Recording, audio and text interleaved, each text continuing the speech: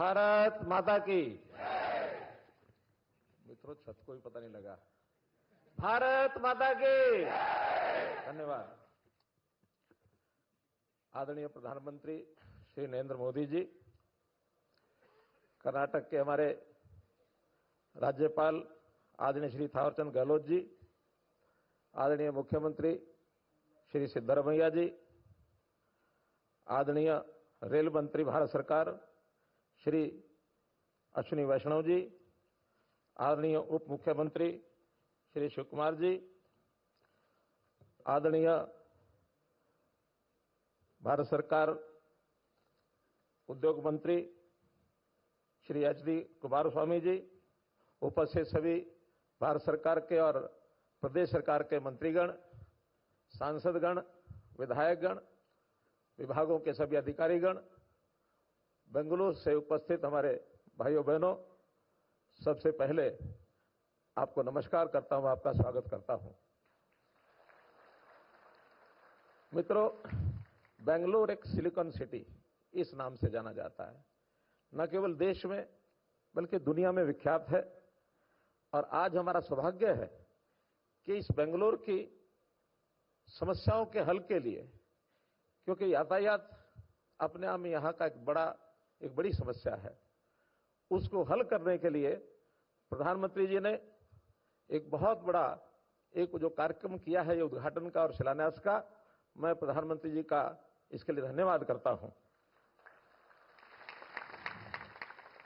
Bengaluru metro rail projects, इसमें जो yellow railway line RV road से और बम्मा-सनांद्रा, ये रेलवे लाइन, ये मेट्रो लाइन अपने आप में समय की आवश्यकता है, क्योंकि रोड ट्रैफिक जितना बेंगलुरु में है, इससे आप सब भली भांति परिचित हैं।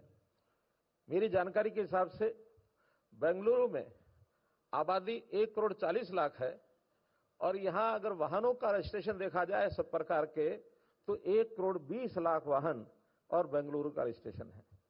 ऑलमोस्ट 1 व्हीकल पर पर्सन।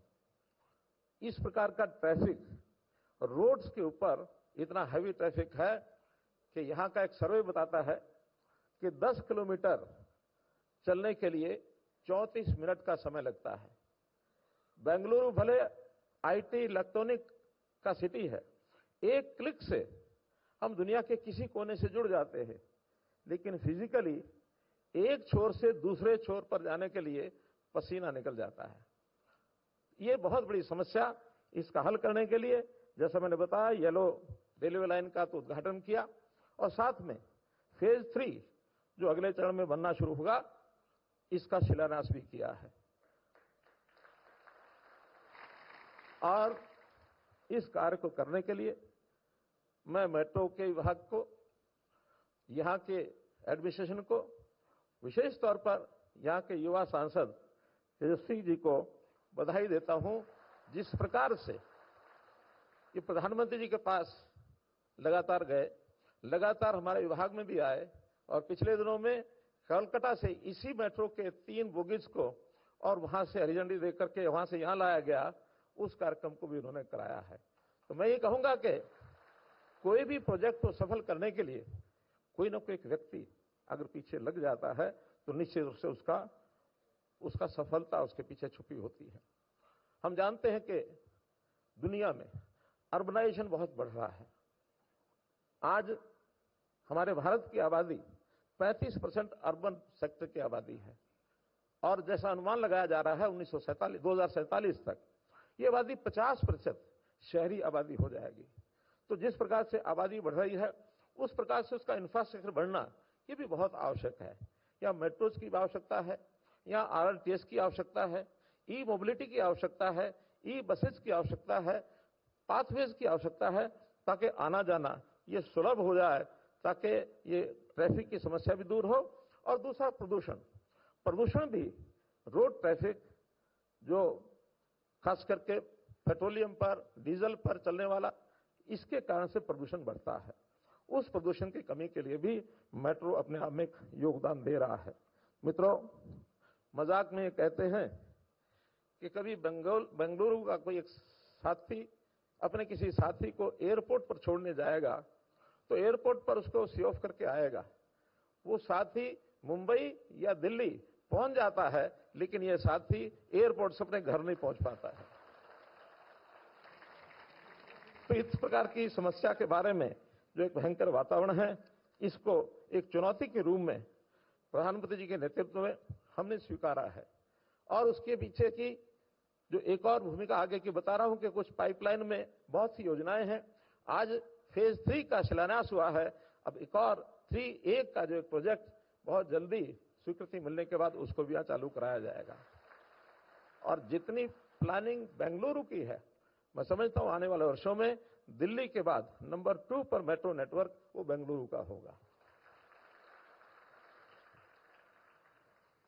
बेंगलुरु की ये ट्रैफिक की जो रफ्तार है, इसको ही नहीं बल्कि इसके साथ यहां की प्रगति, ये भी एक अभूतपूर्व माइलस्टोन है। और बेंगलुरु की माइलस्टोन इसलिए बनी है कि आईटी, यहां उद्योगों में खास करके गारमेंट्स, इस उद्योग के लोग भी बहुत काम करते हैं। ऐसा जानकारी मिली है 13 लाख वर्कर ये डेली अपने स्थान, एक स्थान से दूसरे स्थान केवल 2 उद्योगों में जाते हैं। जीडीपी इन सब उद्योगों के कारण से यहाँ बढ़ी है। तो ये सब श्रेय प्रधानमंत्री जी को जाता है। प्रधानमंत्री जी ने न केवल बेंगलुरु और कर्नाटक बल्कि देश भर में जिस प्रकार से इस प्रगति की रफ्तार को बढ़ाया है, दुनिया में हमारा नाम हुआ है। हमारी आर्थिकी जो कभी 5वें नंबर पर थी, चौथे पर आ गई है और आने वाले 2027 में 3रे नंबर पर आने की पूरी हमारी योजना है कि हम 3rd place will cover in the economic GDP structure. पिछले 11 साल में ये प्रगति का अगर पैमाना देखना हो तो मैं केवल 1 महीने के प्रधानमंत्री जी के जो कार्यक्रम हुए हैं, पिछले 1 महीने के, कि सारे देश भर में किस प्रकार से कार्यक्रम आयोजन किए हैं, चाहे उद्घाटन हो, चाहे शिलान्यास हो अथवा अन्य प्रकार के। 12 जुलाई को यानी 1 महीना पहले रोजगार मेले के रूप में अलग अलग विभागों के युवाओं को 51,000 अपॉइंटमेंट लेटर दिए। ये 12 जुलाई 1 महीने पहले की बात है। इसी प्रकार 18 जुलाई को दुर्गापुर में पश्चिम बंगाल में 5,500 करोड़ की योजनाओं का उद्घाटन शिलान्यास किया।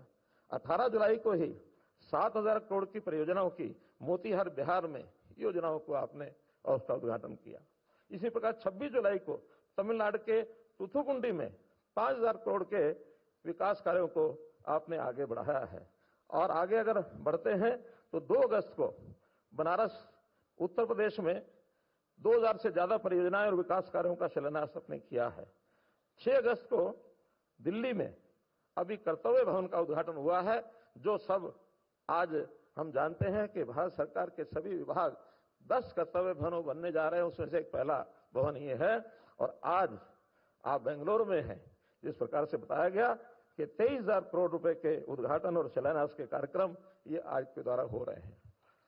और न केवल यहां तक, कल प्रातःकाल 187 बहुत अच्छे फ्लैट्स, मेंबर पार्लियामेंट के नए भवन, उसका भी आप उद्घाटन करने वाले हैं। तो कल के कार्यक्रम की भी, चूंकि वो मेरे विभाग में मुझे साथ जाना होगा, तो इस नाते से ये लगातार महीने में इतने करोड़ों रुपए के जो उद्घाटन शिलान्यास और कार्यक्रम हो रहे हैं, ये लगातार 11 साल से चल रहे हैं। और इस गति को मैं समझता हूं आगे यदि हम बढ़ाए रखेंगे तो निश्चित रूप से जो अपने देश की एक योजना कल्पना प्रधानमंत्री जी ने हमारे सामने रखी है कि देश 2047 तक विकसित भारत हमको बनाना है। और यदि विकसित भारत की एक चीज होती है दृश्य, दिखने वाली, कुछ होती है अदृश्य। हमारी आर्थिक स्थिति दिखने वाली चीज नहीं, महसूस करने वाली बात है। हमारी जीडीपी कैसे बढ़ती है, दिखने वाली चीज है। बहुत से ऐसे कार्यक्रम जो दुनिया उसको एहसास करती है। लेकिन आप दुनिया के किसी शहर में जाए, किसी देश में जाए, तो वहां के जो बड़े शहर हैं, उन शहरों को देखने से पता लगता है कि ये देश कैसा होगा। और उस प्रकार से वहां के, चाहे उसमें हम टोक्यो जाएं, बर्लिन जाएं, बीजिंग जाएं, हम वाशिंगटन जाएं, लंदन जाएं, ये कितने ही ऐसे देशों के शहर हैं जो विकसित हैं। उनके बराबर हम भी अपने यहां, चाहे वो बेंगलुरु हो, चाहे दिल्ली हो, मुंबई हो, अहमदाबाद हो, हैदराबाद हो, चेन्नई हो, ये सब शहरों को हमको उनके मुकाबले पर लाना है। और निश्चित रूप से मैं मान के चलता हूं कि हम सब कंधे से कंधा मिला करके आगे बढ़ेंगे तो एक दिन निश्चित रूप से हम इस टारगेट को पूरा करेंगे कि देश विकसित भारत के रूप में आगे आएगा। और इसका श्रेय हमारे माननीय प्रधानमंत्री जी को जाएगा कि उन्होंने जो नींव रखी, उस नींव को आगे बढ़ते हुए हम पूरा कर रहे हैं। बहुत बहुत धन्यवाद।